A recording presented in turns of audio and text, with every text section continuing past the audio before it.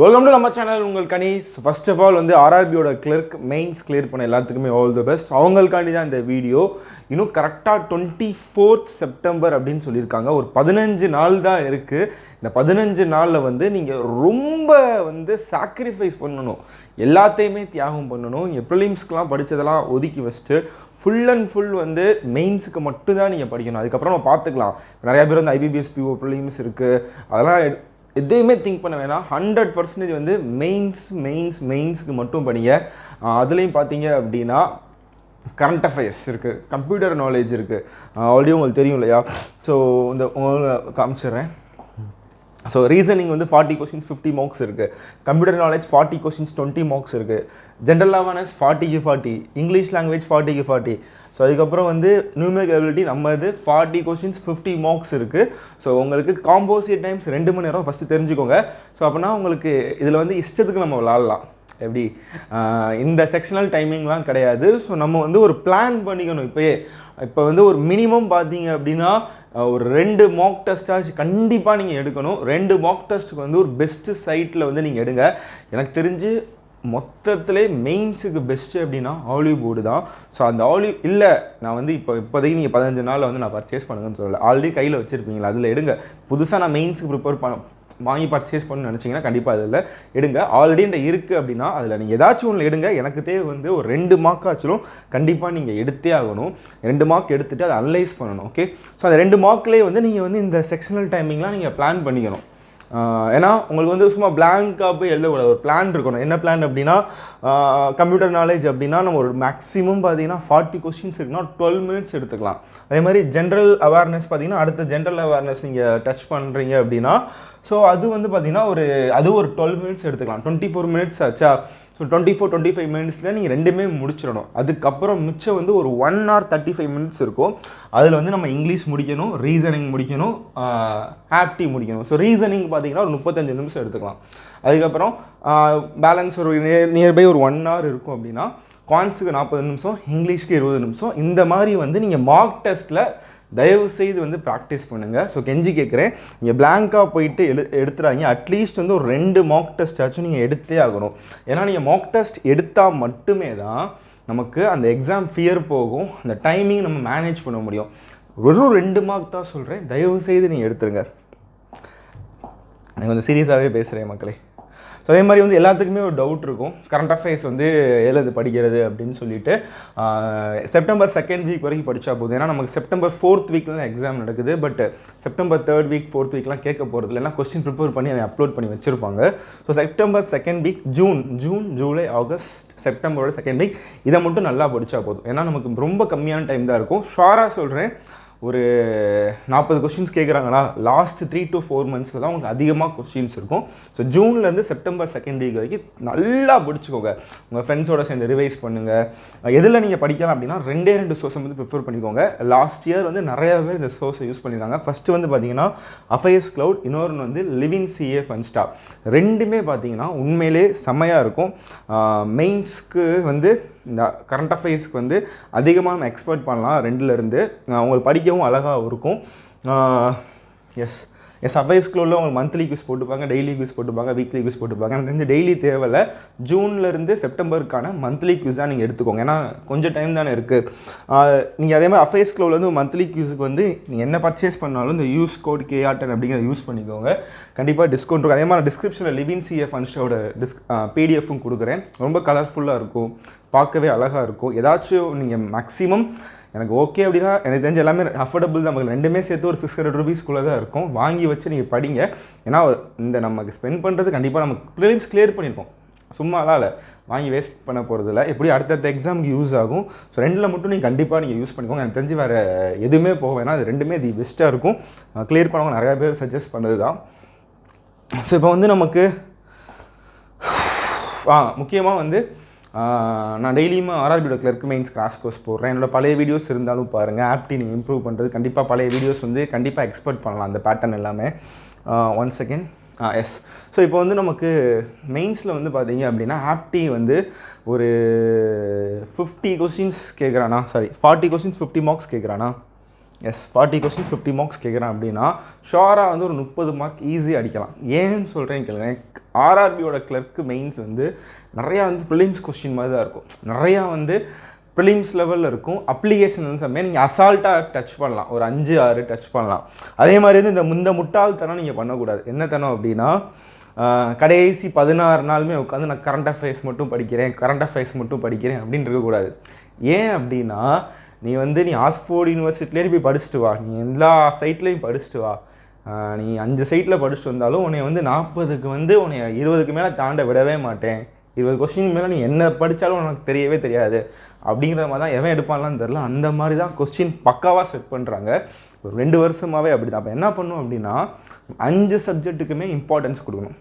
எப்படி 5க்குமே கொடுக்கணும். Computer awareness, reasoning, English, quants. So எனக்கு தெரிஞ்சு ரொம்ப ஒரு 1/2 an hour ஸ்பெண்ட் பண்ணுங்கள். பட் அதிகமாக வந்து நீங்கள் கரண்ட் அஃபேர்ஸ் ஸ்பெண்ட் பண்ணுங்கள். அதாவது ஒரு 8 மணி நேரம் படிக்கிறீங்க அப்படின்னா ஒரு 3 hours வந்து கரண்ட் அஃபேர்ஸ் ஸ்பெண்ட் பண்ணுங்கள்.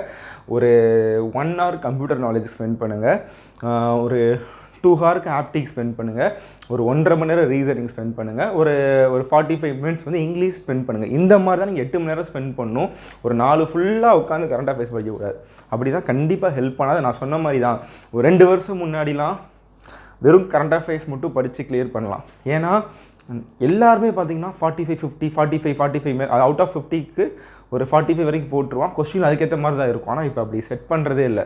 ஸோ அட்லீஸ்ட் ஒரு 3லையாச்சும் நல்லா பெர்ஃபார்ம் பண்ணுற மாதிரி தான் நீங்கள் ப்ரிப்பேர் பண்ணணும். 5ல் வந்து 3க்கு நல்லா பண்ணணும். ஓகே, மேபி அது நீங்கள் ரீசனிங்காக இருக்கலாம், அது இங்கிலீஷாக இருக்கலாம், ஒரு ரீசனிங், இங்கிலீஷ், கம்ப்யூட்டர் அவேர்னஸாக இருக்கலாம். 3ல் நல்லா ப்ரிப்பேர் பண்ணணும், நல்லா பெர்ஃபார்ம் பண்ணணும். 2ல் ஆவரேஜாக பெர்ஃபார்ம் பண்ணணும். ஓகே, திருப்பியும் சொல்கிறேன், செம்ம ஈஸியாக இருக்கும் மகளே. ஒரு அழகாக ஒரு 200க்கு வந்து நீங்கள் சூப்பராக ஸ்கோர் பண்ணலாம். இப்போ நீங்கள் ப்ரெடிக்ட் பண்ணாதீங்க, பெஸ்ட்டை மட்டும் கொடுத்துடுவாங்க. ஸோ ஆப்டி வரும். நம்ம இதில் பார்த்தீங்கன்னா இந்த சிம்பிளிஃபிகேஷன் ராங் நம்பருக்கு ஒரு 8லேருந்து 9 மார்க் ஷோராக வரும். 3 to 5 கொஸ்டின் ஷோராக வரும். பட் இதுக்கு நீங்கள் வந்து ப்ரிப்பேர் பண்ண வேண்டாம்.